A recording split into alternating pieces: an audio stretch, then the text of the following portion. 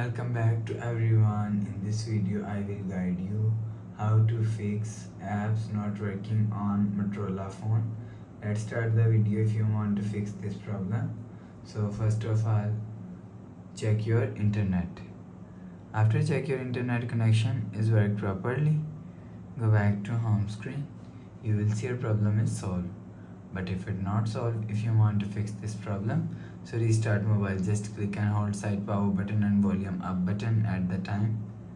Click on this restart icon. You will see your phone is restart. After restarting, enter phone pin.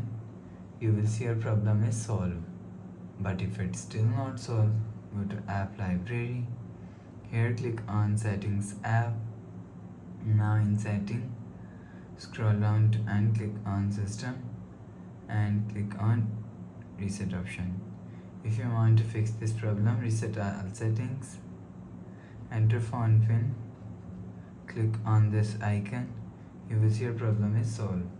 But if it's still not solved, go to app library.